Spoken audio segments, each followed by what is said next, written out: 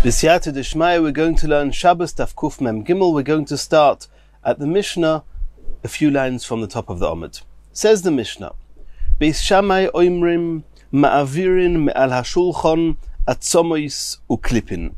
Even though bones and peels and shells are muktzah, Beis Shammai say ma'avirin, you're allowed to, even with your bare hands, you're allowed to take away these bones and the peels from the table. Or Beis Hillel oimrim, Beis Hillel say masalik es hatavlo kula umenara.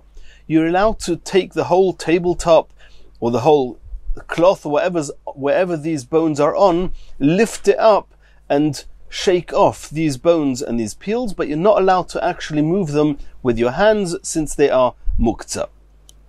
Umavirin milifnei hashulchan pirurin pochis mikazayis. Another halacha, the Mishnah says you're allowed to remove from the table little crumbs, even those that are less than the size of a kazayis, and even more so if something which is bigger and is the size of a kazayis. And the reason that you're allowed to move them is because they are not muktzah, because they are edible for animals, even though they are relatively small pieces. Another halacha, v'sar shel afunin v'sar adoshim, the pods of either afunim, which are peas, or adoshim, which are lentils, you're allowed to remove them as well, because even though a human wouldn't eat these pods, but since they're edible for an animal, one's allowed to move them on Shabbos. They are not muktzah. Sfoig, a sponge, im yeshlo oyer beis achiza, if it has a leather type of a handle, it has a handle, that means you can actually move the sponge without having to squeeze the sponge or grab hold of the spongy part of the sponge with your fingers. And in that case, mekanchen boy, you're allowed to wipe the tabletop with this sponge. Ve'imlav, if however you have to hold the sponge itself, then it's inevitable that you're going to come and squeeze the sponge. Squeezing the sponge is also on Shabbos, and therefore ein mekanchen boy, you're not allowed to wipe anything with it. And squeezing, even though it's not explicitly mentioned in the Mishnah with the Lamates Malachis, it's a toilda of dosh, of mefarik, similar to thrashing, where you're removing something that was inside something else. In this case, the liquids that were inside the sponge, you're not allowed to remove them on Shabbos. It's called squeezing, seichet, and is asa. However, the sponge in and of its own right is called a utensil, and therefore, even though squeezing is also on Shabbos, and it will be called a keli shemelachte le'issa, however, l'tzerich gufa yom ha'koimoy, you're allowed to move a keli shemelachte le'issa, and on condition, obviously, that it's dry. If it's dry, then even though it's a keli shemelachte le'issa, you're allowed to move it l'tzerich gufa yom ha'koimoy. Ve'eine mekabel tumah, even though it's considered a utensil in Hilchos Shabbos, it's not got the halachas of tumah of a utensil. And Rashi explains, because the material of this sponge is not wood, it's not regular material, it's not sack, and it's not metal, and therefore it's not one of the materials mentioned in the Pasuk, and therefore it will not become tomei in Hilchos Tumah V'Taira. However, it has got the status of a utensil in Hilchos Shabbos, and therefore one's allowed to move it if necessary. Says the Gemara, Omer of Nachman, Onu ein lonu elo beis Shammai kereb Yehuda or beis Hillel kereb Shimon. If we go back to our Mishnah, the beginning of the Mishnah, what did we see? We saw that Beis Shammai held that you're allowed to, with your hands, move the bones and the peels of the nuts off the table. What's with muktzah? At this point in time, they're not edible for anything, which should be also to move them. It's muktzah machmas gufay. So it seems that the first opinion in the Mishnah is following Reb Shimon, who says that in many cases muktzah does not apply. Beis Hillel, who say that you're allowed to shake them off the table, but you're not actually allowed to touch them, obviously holds like Rabbi Yehuda, that has the more stringent view of muktzah. So now the Gemara is saying that Rav Nachman says that we have a tradition the other way around, that Beis Shammai was the more stringent one and held like Rabbi Yehuda, and Beis Hillel held like Reb Shimon. So according to Rav Nachman, one would actually have to reverse the names in the Mishnah. It would be Beis Shammai who say ma'avirin, And Beis Hillel who say Masalik esatavlo umanara. And indeed, if you look in other places in Shas, in Mishnayos, where this is quoted, it's quoted the other way around from the way we have it in our Mishnah. Continues the Gemara. Ma'avirin milifnei hashulchan pirurin. It says that if you have crumbs, even small crumbs, and they are edible to animals, they're not muktzah, and therefore you're allowed to remove them from the table. Ma'avirin means take them off the table. It doesn't say throw them off the table, or it doesn't say you're allowed to throw the crumbs away. It says ma'avirin, you should remove them. So the Gemara is deducing from here, it's proof to what Rabbi Yochanan said, Rabbi Yochanan, pirurin she'ein lem kazayis, even crumbs that, or even pieces of bread that are smaller than a kazayis, they're crumbs, also le'abdon biyad, you're not allowed to destroy them with your hands. And therefore the Mishnah uses the term of ma'avirin, you should take them off the table, and doesn't say you should throw them away. Continues the Gemara. Sar shel afunim. Here we're talking about the pods of either peas or lentils, and these pods are clearly not edible for people, it's animal food, and the Mishnah says that you're allowed to move them on Shabbos. Says the Gemara, Mani, who can this be going like? Is it like following Rabbi Yehuda, or is it following Reb Shimon? And we may stop and ask ourselves, it's animal food. Animal food is not muktzah even according to Rabbi Yehuda. But that's not completely accurate, because if it was animal food before Shabbos, then from before Shabbos it was designated to be animal food. It's not muktzah. However, since before Shabbos came in, this was human food. It was food that was lentils or peas which a human being was going to eat. And it's true that the pods a person was never going to eat, but since the peas itself and the lentils itself were going to be eaten by humans, therefore we look at the whole thing as being ra'ui le'odom. And others quote a Gemara we saw previously that once something is ra'ui le'odom, we do not give any significance to the fact that it's also ra'ui for an animal. Either way, it's considered meichel odom. At what point in time did the status of it being animal food apply? In the middle of Shabbos. Once the peas and the lentils were removed, at that point, the pods are now uniquely and exclusively for the animals. So the status of being animal food was born on Shabbos. Rabbi Yehuda says that part of muktzah is that anything whose status is born on Shabbos, it's noilad on Shabbos, is muktzah. And that's what the Gemara is now asking. If you're allowed to move these pods, who can it be going according to? According to Rabbi Yehuda, it would be muktzah. So Reb Shimon here, it must be Reb Shimon who doesn't hold that noilad creates muktzah. The lesle muktzah. Asks the Gemara, this Mishnah is really following Reb Shimon. Let's move a couple of lines further in the Mishnah. Amos Sefer, the end of the Mishnah, it says, Sfoig, regarding the sponge, Im yesh le beis achiza, mekanchin boy, ve'im lav ein mekanchin boy.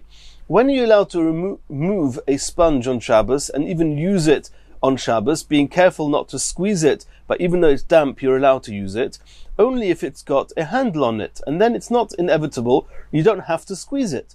And the Mishnah says you're allowed to use it. If, however, there's no handle on it, you're not allowed to use it. Why? Because maybe you're going to squeeze it. Well, who says that if you maybe do something, if you didn't want to and didn't intend to do it, who says that's osa? It's called a davar she'eino miskaven. Also on Rabbi Yehuda, that must be going according to Rabbi Yehuda, to Omar davar she'ein miskaven, also. So the question is, if you're following Rabbi Yehuda who holds of muktzah, follow Rabbi Yehuda that davar she'ein miskaven also. If you're following Rabbi Shimon that there's no muktzah by noilad, follow Rabbi Shimon that davar she'ein miskaven mutter, and it should be mutter to move such a sponge even if it doesn't have a handle. Says the Gemara, no. We're following Rabbi Shimon across the board. You want to know why you're not allowed to move the sponge to davar she'ein miskaven? No. Over here, Reb Shimon will agree that even though I don't really want or need the squeezing, nonetheless, it's not called a davar she'eino miskaven. It's not called an unintentional activity. It's called intentional. Why? Because it's inevitable. Something that's inevitable, it's going to happen. You cannot say, I didn't want it to happen. I didn't intend it to happen. Of course, you intended it to happen. You knew exactly what you were doing. They both say that Moider Reb Shimon b'psik reisha v'lo yamus. The term psikreisha v'loyomos we've had a number of times, which literally translated, if you've ever seen a cow that you've cut off its head and it hasn't died, it's inevitable that the result, the consequence of cutting off the head of an animal is that it's going to die. So too, Abai and Rava say that Reb Shimon agrees that if the consequence is inevitable, it's called miskaven, it's called you intended to do it. And here, if you have a sponge without a handle, and you're going to have to actually hold the sponge itself, it's inevitable that you're going to be squeezing. Even according to Reb Shimon, it's asur, and that's why this Mishnah is following Reb Shimon in the Reisha and in the Seifa. Continues the Gemara. Hani gar'inin de tamri arumaisa. The pits, the stones, whatever you want to call it, of the tmorim, of the dates of arumaisa. And these are poor quality dates. And typically the fruit part of the date does not come easily separated from the pits. Normally with dates, let's take for example the Persian dates we're soon going to mention, the high quality dates, the fruit part is Meichel Adam, is going to be eaten by a person. The pits, which obviously a person can't eat, will then become animal food, and that might be noilad on Shabbos. The status of being animal food would then be noilad, would be born on Shabbos after the person's eaten the fruit. What's left is the pit, which is now slated to be thrown to the animals. And so the fruit is Meichel Adam, the pits are Meichel Behema. In this case of the poor quality dates, where the fruit does not separate well from the pits, then the custom was that they would throw the whole date to the animal. The whole thing was animal food. A person could sometimes eat from it as well, the fruit part, could try and bite away at it, but because they did not separate well from the pits, it was considered animal food, the whole thing. And therefore, the pits of these arumaisa dates are not muktzah. It was animal food from before the onset of Shabbos. Shoru litel tolinu, you're allowed to move them on Shabbos. Hoil v'chazainun agav imon. Since the imon is the mother, but the mother is always the more important part relatively, and the fruit relative to the pits is called the mother of this fruit, of the pit. So since the mother itself is animal food, and because it would be thrown to the animals, because it would not be separated well from the pits, so the pits itself also animal food. And therefore, even in the event that you have a pit left on its own, it's not muktzah. Or the parasiyasa, if it's the dates of Persian, of Parsi, which are high quality, osar. There you're not allowed to osar, you're not allowed to move them, because over there the fruits are well separated, and therefore the fruits are only ever eaten by people, and only after the person eats the fruit, the pit becomes animal food. It's noilad on Shabbos, and therefore the pit is muktzah. Shmuel metalteluhu agav rifta. Shmuel was customary that what he would do is he would eat these Persian pits, and he wanted to move them. He wanted to give them to the animals, but he knew he wouldn't be allowed to move them. As soon as he takes the pit out of its mouth, it's muktzah. So what he would do is he would remove the pits and put them onto a piece of bread. Now it's on a piece of bread. You can move the bread with the pits on it and take it to wherever you want to take it to. And Tosfos says that we know that Shmuel holds of Reb Shimon, and therefore noilad should not have been an issue, and Shmuel was only machmir because he was an Adam Choshev, he was a very prominent person, and he didn't want people to see him being lenient, and therefore he put the pits onto the bread and moved it with the bread. And the Gemara says, Shmuel letamei, this is Shmuel conforming with his own opinion, Da'ama Shmuel oise Adam kol tzorkei bepas. Others hold you're not allowed to use bread for anything besides for eating it. Here Shmuel is using it to transport the pits.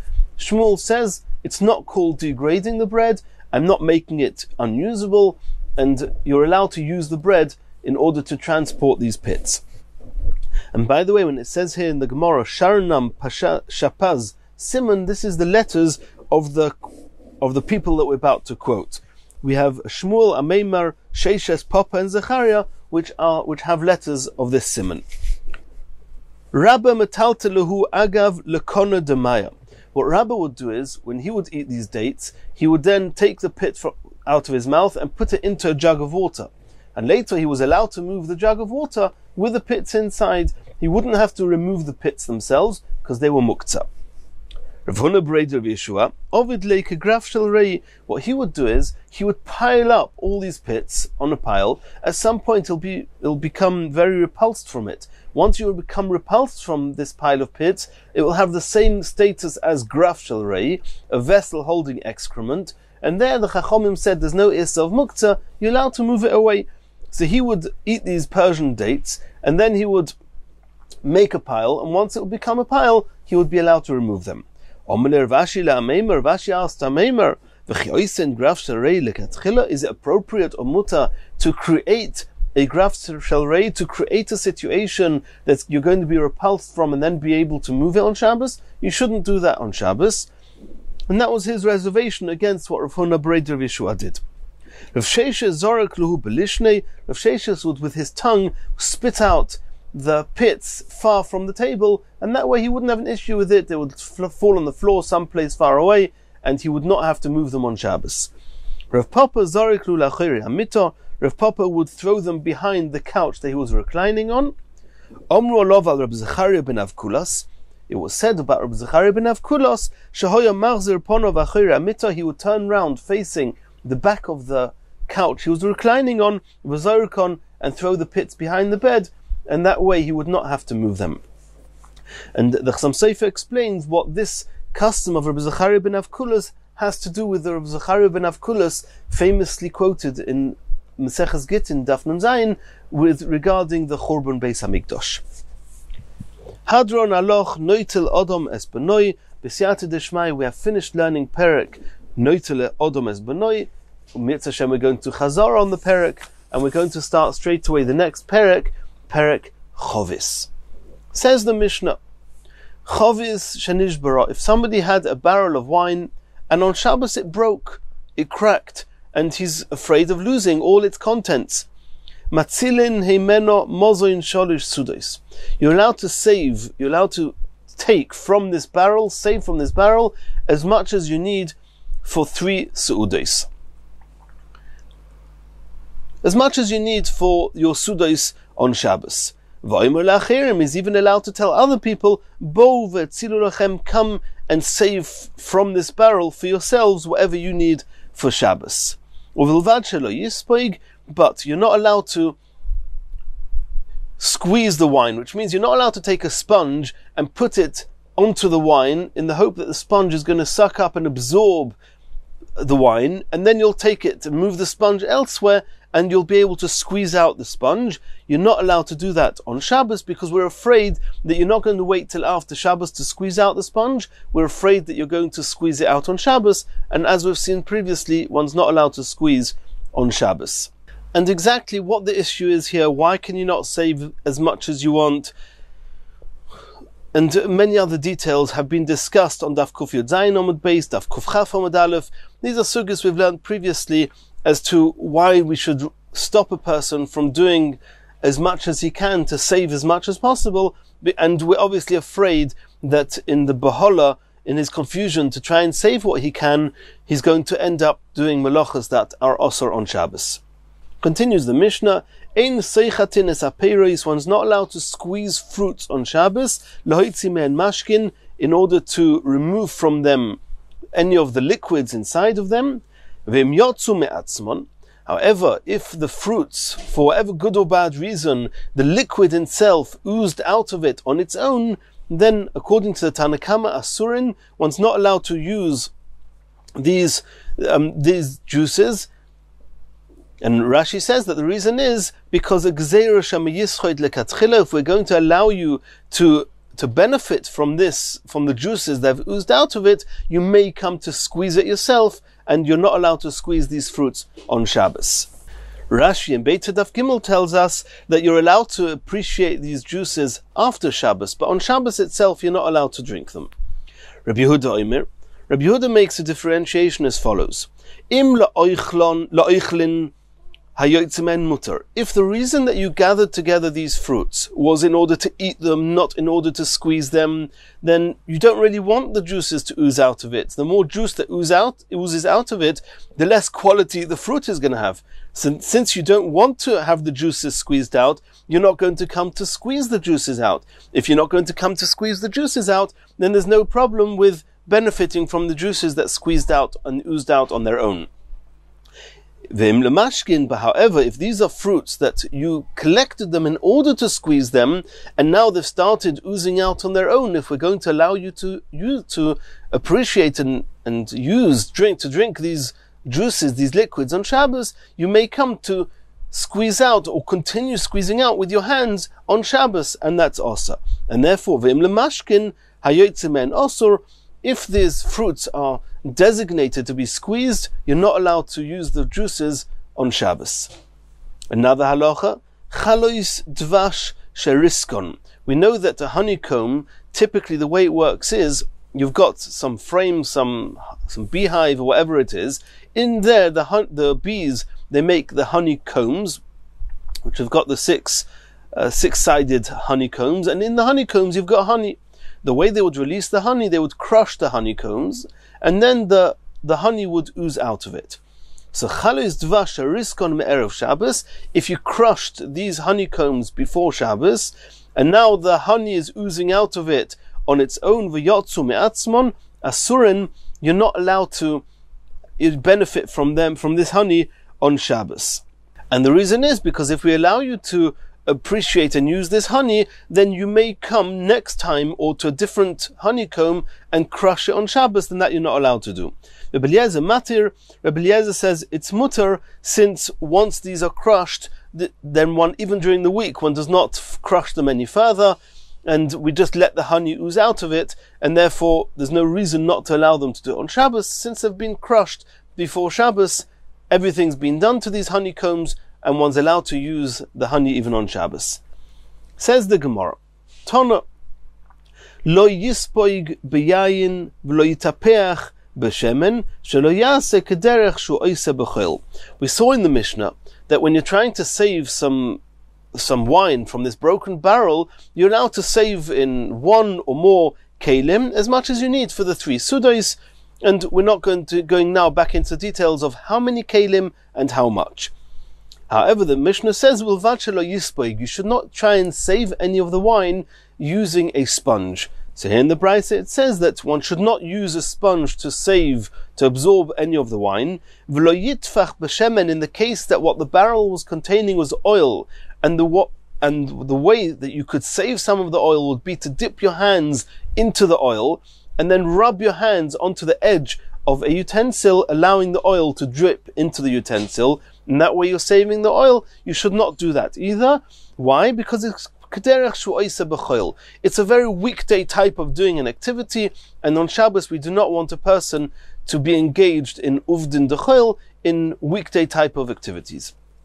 Continues the Gemara, Tonu Rabbanon, Nispazru loy peiros b'chotzer.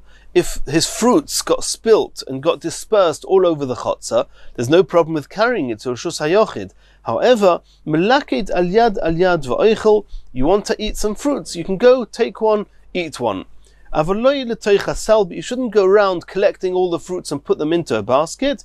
V'loy l'toicha kupon, nor into a box. Shelo yaseh kederech she'oseh b'chol. Collecting fruits in a courtyard is a weekday type of activity and is inappropriate on Shabbos. You want to have a fruit, go and eat a fruit. Continues the Gemara. Ein seichtin es hapeiros. We saw in the Mishnah you're not allowed to squeeze fruits l'hoitzi me'en mashkin, so that the juice, the liquids should be squeezed out of it. And we saw vim yotzu me'atzmon. If they came out on their own, then it depends. If the reason that you've got these fruits is in order to squeeze them, then everybody agrees you're not allowed to use these juices on Shabbos, because you might come to squeeze them with yourself, with your hands, which is also. In the event that the fruits were originally collected in order to be eaten, not in order to be squeezed, that's a machlokas Tanakama and Rabbi Yehuda.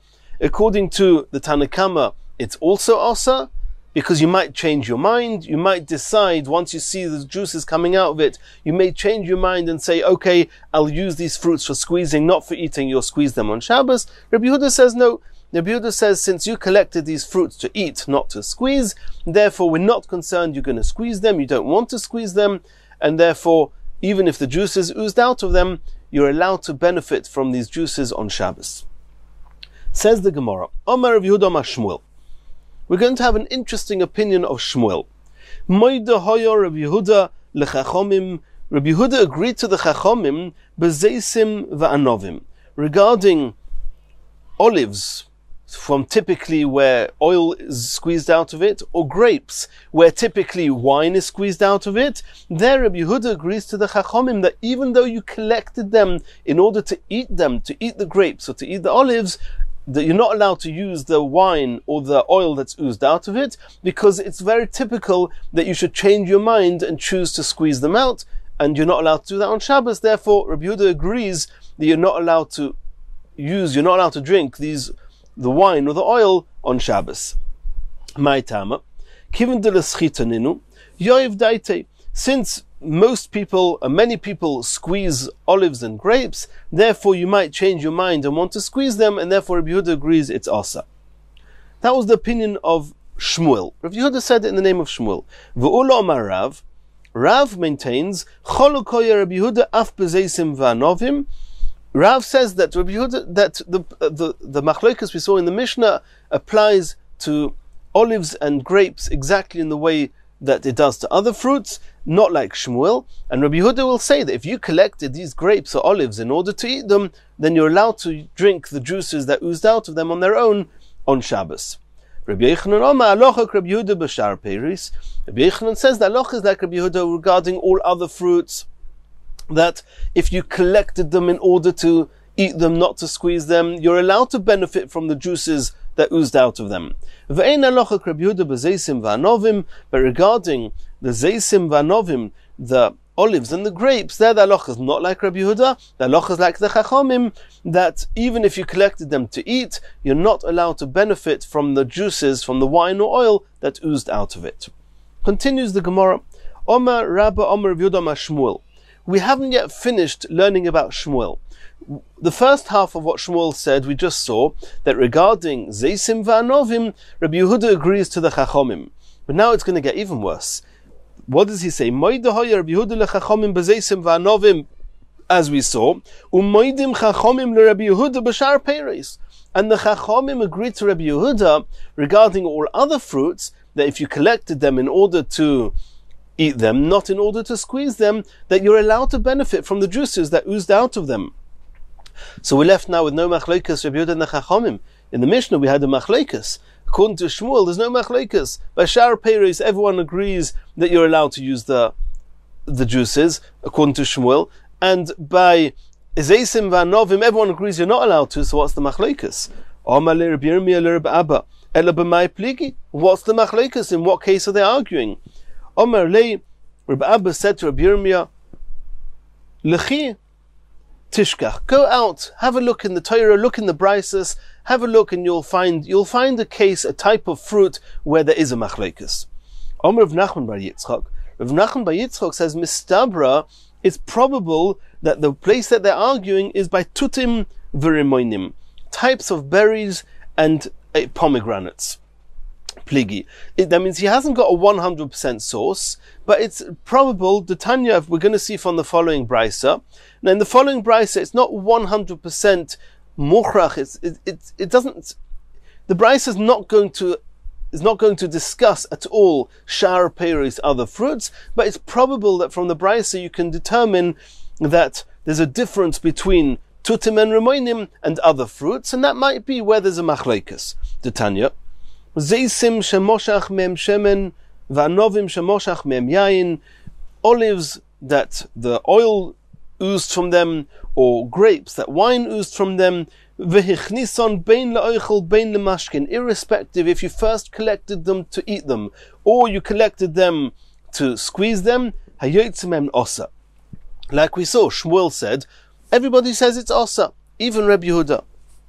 Tutim, and these are the berries we mentioned, shemoshach men mayim, that the juices oozed out of them, the remoinim or pomegranates, shemoshach mem yayin, that the juices of the pomegranates, which are called wine because they have some strength to it, that oozed out of them, then is as follows. Hichnison la'oichlim, if you first collected these berries or this pomegranates in order to eat them, not to squeeze them, hayotzim en mutter, then you're allowed to benefit from the juices, and we're not afraid you're going to squeeze them on Shabbos.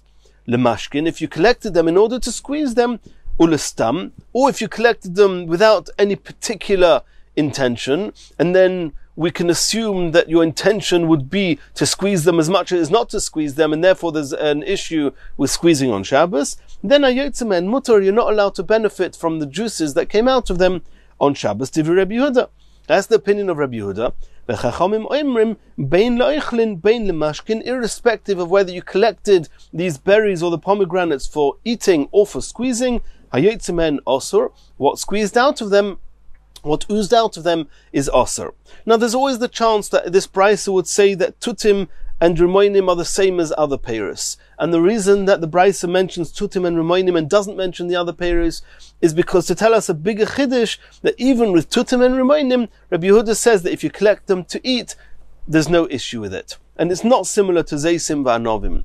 However, the Rebbe Abba said to Rabbi Yirmiyah, from the fact that the brisa does not mention other fruits and only mentions tutim v'rimoinim, and in the brisa mentions that tutim and rimoinim there is a machlokas Rabbi Yehuda and the Chachamim, it could be coming back to Shmuel. Shmuel will hold that with shar peiros there's no machlokas. Everyone agrees that if you collected them to eat, then there's no problem of schita, and you're allowed to benefit from them. There is a problem to be seichet. You're not allowed to squeeze them. If they oozed on their own, we're not afraid you're going to squeeze them, and therefore it's mutter. With zeisim and anovim, everybody will agree to what Rabbi Yehuda said, to what the Chachamim say, that it's always osa, because most people would squeeze them, and therefore even though you collected them to eat, you may change your mind and you might squeeze them. With tutim and remainim, that's where the machlokes is. In Mirz Hashem, in the next shiur, we're going to continue from here.